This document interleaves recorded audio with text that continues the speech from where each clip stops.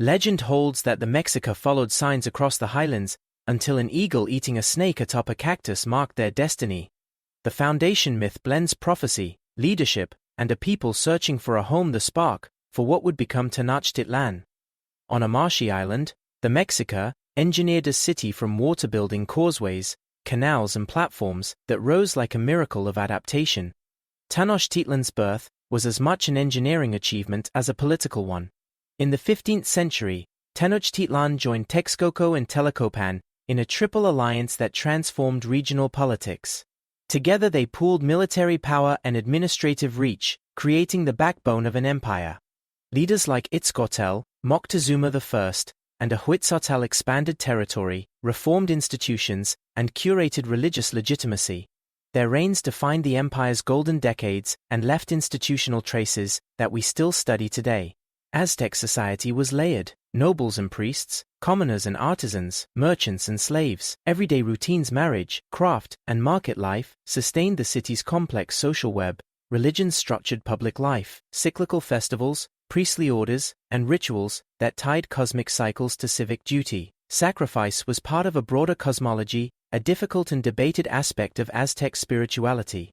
The Chinampa system turned lake marshes into fertile gardens, producing abundant harvests year-round. These engineered plots underpinned urban food security and sustained population growth. Pochteca specialized merchants linked the capital to distant regions, bringing wealth, information, and rare goods.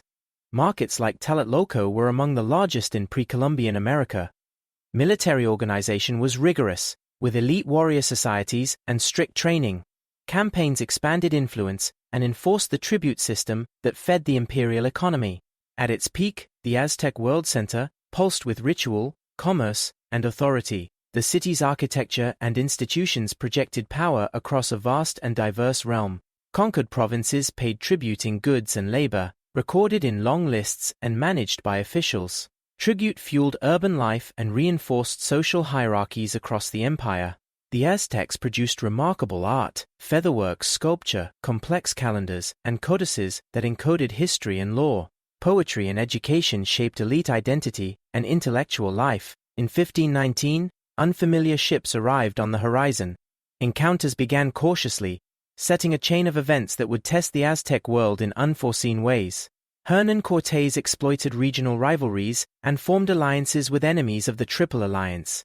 Indigenous partners and intermediaries reshaped the balance of power far more than Europeans alone.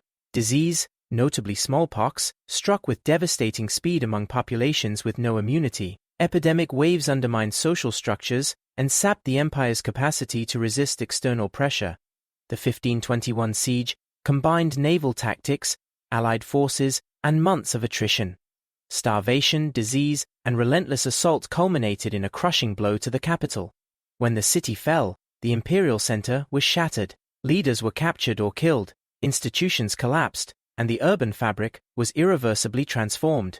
Though the empire collapsed, cultural threads persisted. Language, crafts, and memory survived in descendants and in artifacts preserved by archaeologists. The Aztec story remains central to Mexico's living heritage.